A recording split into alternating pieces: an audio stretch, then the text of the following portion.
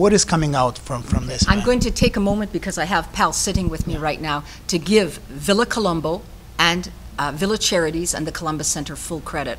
I had a very, very serious snafu situation. The situation was normal, and then it got all mucked up. In May, we were booked at a synagogue during the afternoon on a Saturday, but because of all our AV equipment, they could not have me, and they were unable to change either the date and or the time. Right then, at that time, my mother had just died.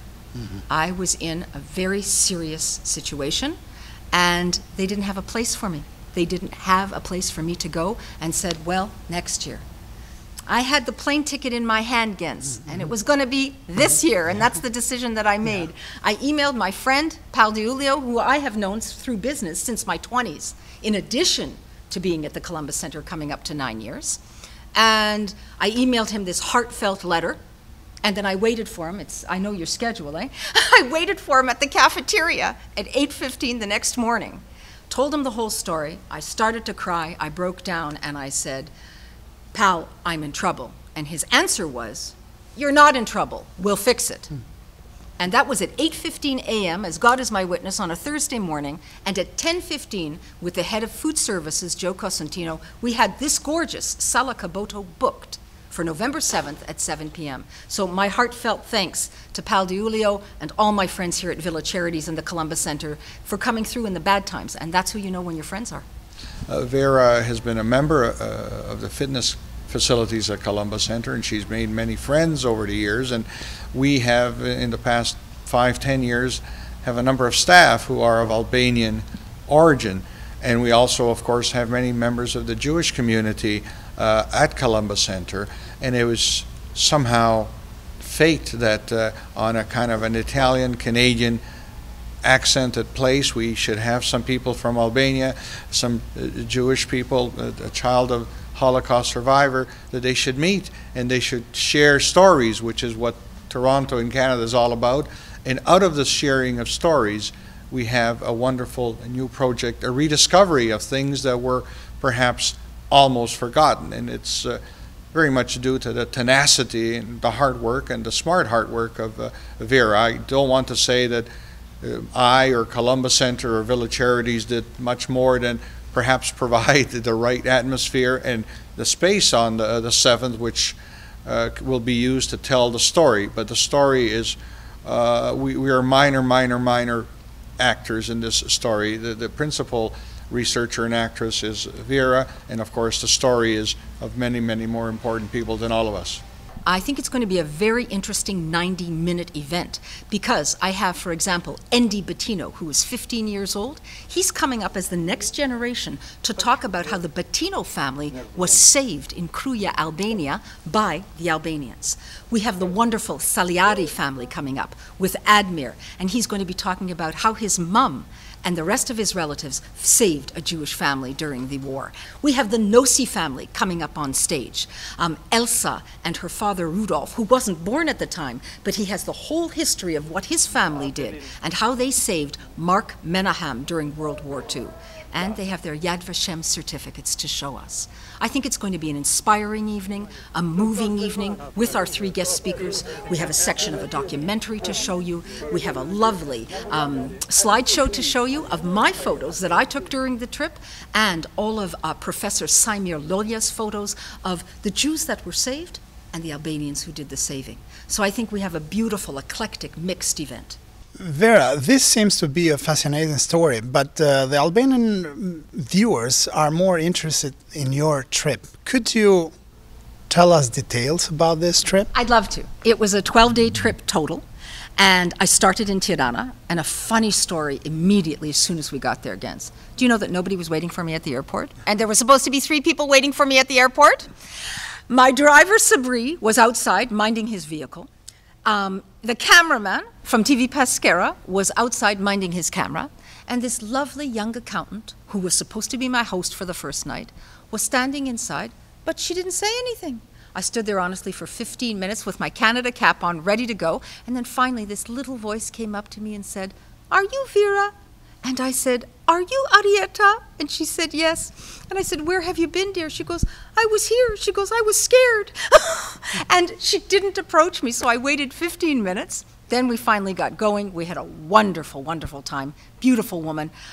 Took me home to be with her and her other 2 roommates. And so I started out my life in Tirana in a dorm, like at a university residence, with these 3 young women. It was a lot of fun. En route, coming from Rinas to get to Tirana, I had an experience that kept me and stayed with me through the whole trip. Here we are on the 6-lane highway driving in, and all of a sudden, the guy in front of us in the minivan stopped. He gets out, and he goes 3 cars back to talk to the guy in the line behind us. Everything stops. My driver, Sabri, goes like this. My friend, Arietta, sitting with me in the back seat, goes like this. And I said, "What's going on, guys? Is there an accident here, a flat tire?" "No, just talking." Talking. People. I found that that was the priority in Albania. So it didn't matter whether you stopped traffic on a 6-lane highway. Talking.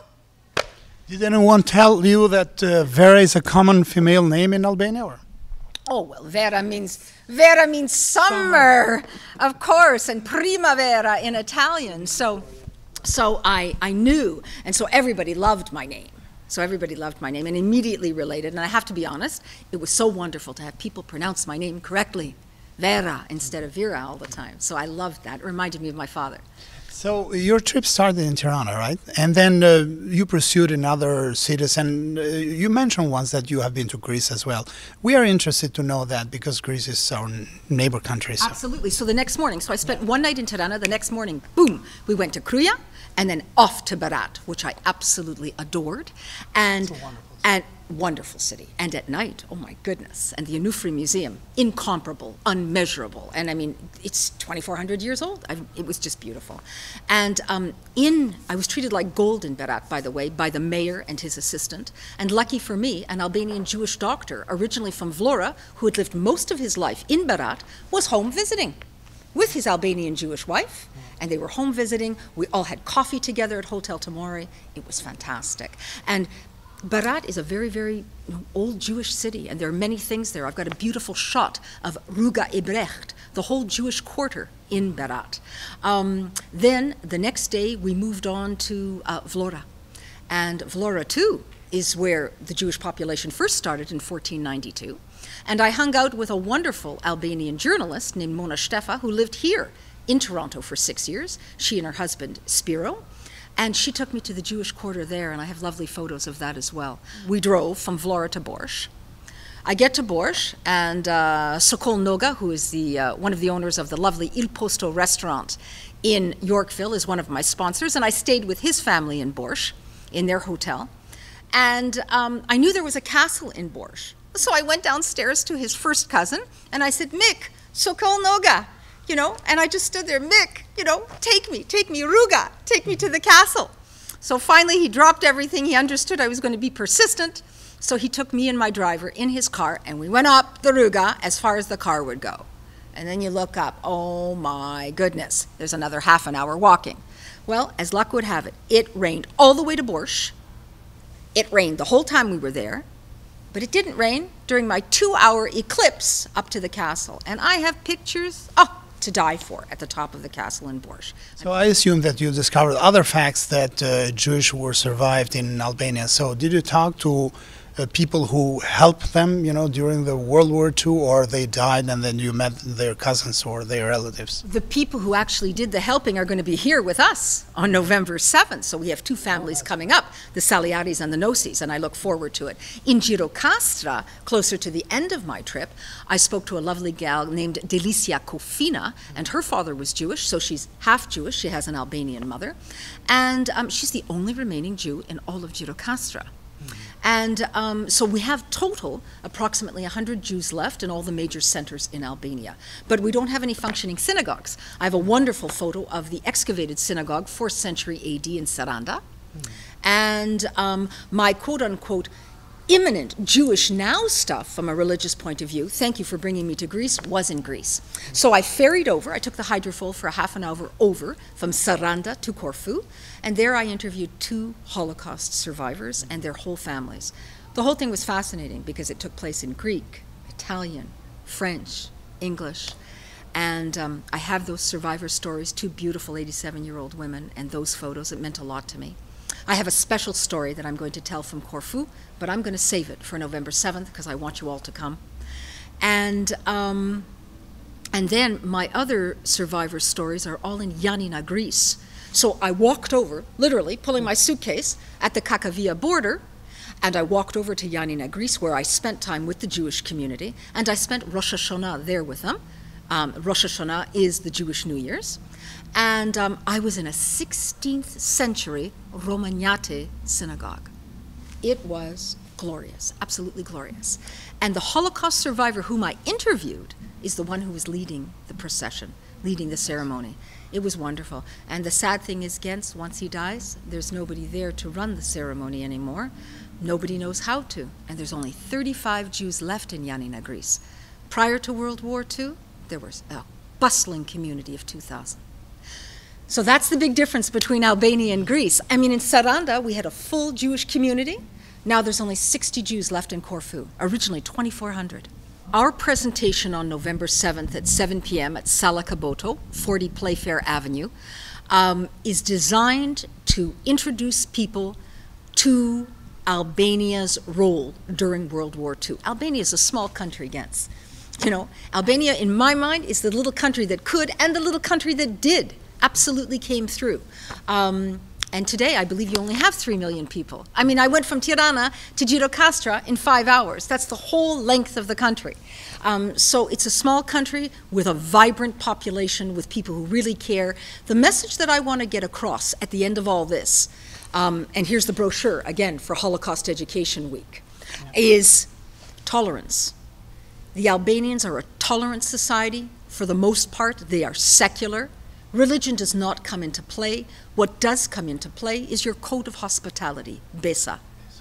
And Besa is what I believe was the underlying fundamental principle for the top-down save by your politicians working in conjunction with regular everyday people to bring the Jews into your homes, change their last names as appropriate, and let them live out their lives during the war in safety, and I would add, in freedom. They weren't hiding in barns. They weren't covered up. They weren't living in sewers. Nobody was feeding them, you know, hiding while they were coming out at night. They were living normal lives throughout the duration of the war. And the Albanians did that because of the code of hospitality and brought them into their hearts and their homes, gave them new last names, and give them an opportunity to make it. What's really important about all of this is Albania had more Jews after the war than they had before, and it's the only country who did. So thank you, Albania, for saving my people. I'm just sorry my grandparents didn't go that way. Do you think that event like this might work as a building bridges among a Jewish community and Albanian community, or among communities in general in Toronto? Without a doubt, the answer is yes. But at the same time, these bridges are bridges that have to be built daily, monthly, weekly, yearly. It's not enough to do one big event one time and solve all of the problems of all of the world. I've lived in Toronto for almost 60 years, and I've been involved in hundreds of these bridge building exercises. This is but another one. Hopefully it will be continued, if not by us, by others. But we are all sometimes little islands onto ourselves, onto our own communities, and we become bigger and better by having bridges to the greater community and participating in the full life of Toronto and Canada.